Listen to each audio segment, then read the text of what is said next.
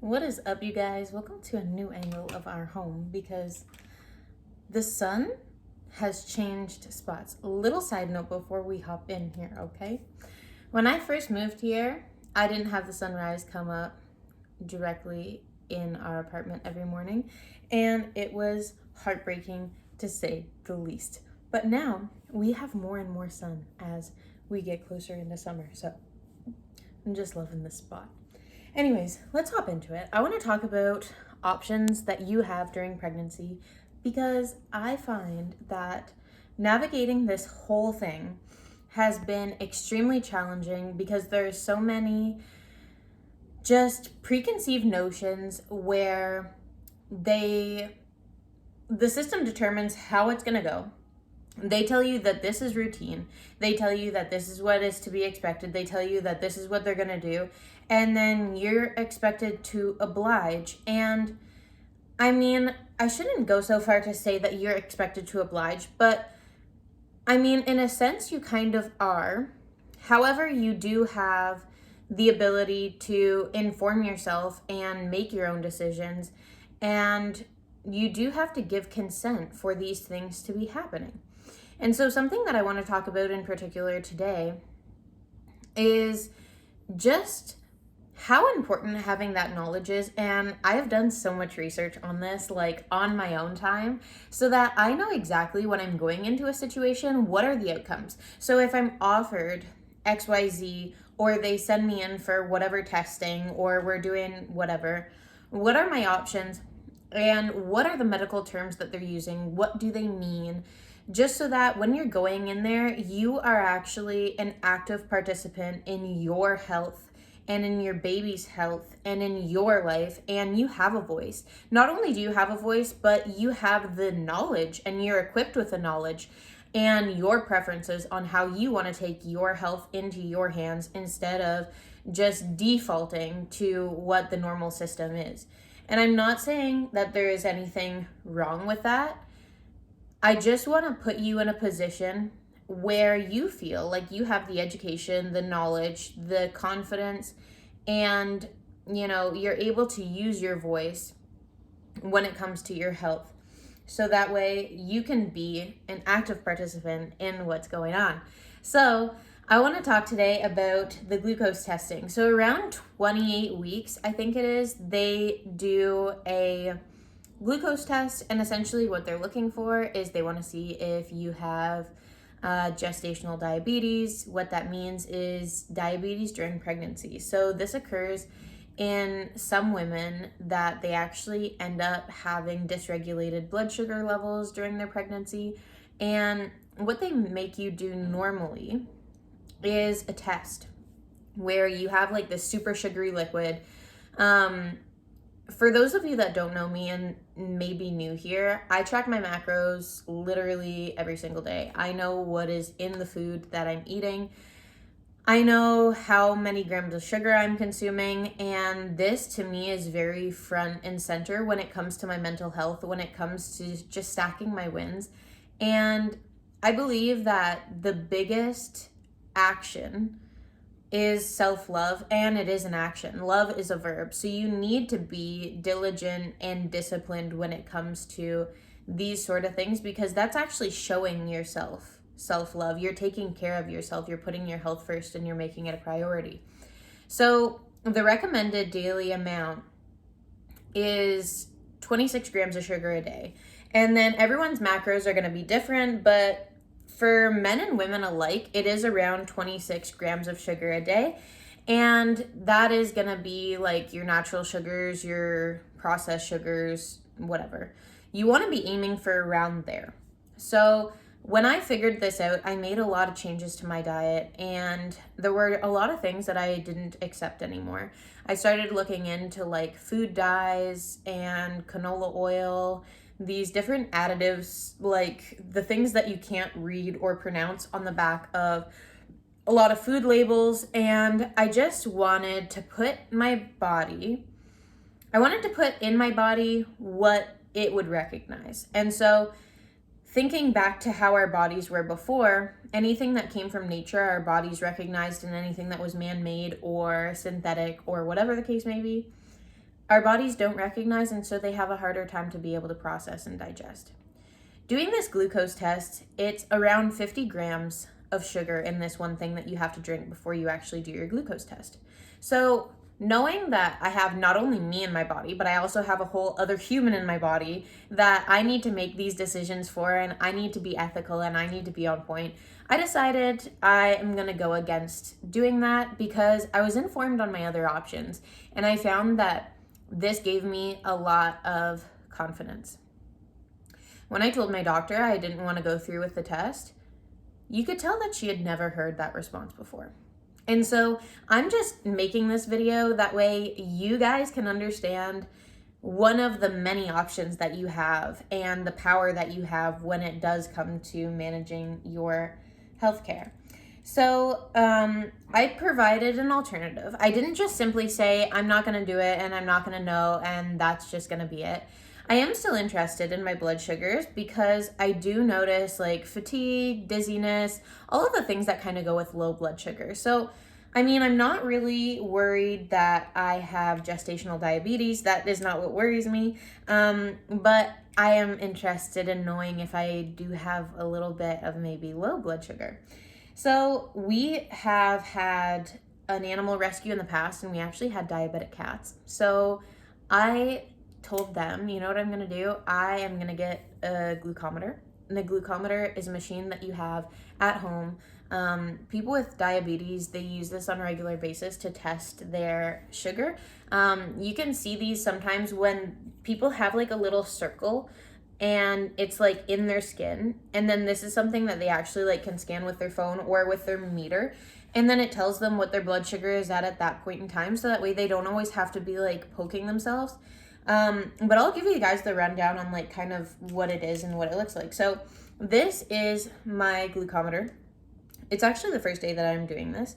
So I just turned it on and then it gives you a summary, which I find is really cool. That way I don't have to log all of my info and keep like a graph because I would have had to. So here you can see that's the date today. And then these are the readings that I already have gotten. When you see a full apple, it means that I did a reading before the meal and then after the meal. And then I personally got a recommendation of doing 2 weeks testing before and after meals, 3 meals a day. So it is going to be a lot of tests. I know you're probably thinking immediately like, oh my gosh, blood, oh my gosh, a needle, oh my gosh, whatever. But how it works is you have what's called a lancet. These are lancets. You have some that come in the package with your actual meter. So they're super small.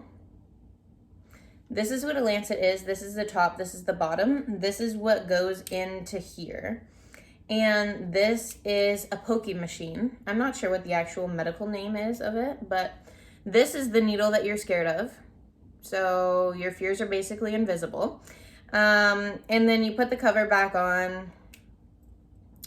And then this one, all of these are gonna like work a little bit different, but then you put this on your finger and then you press like this.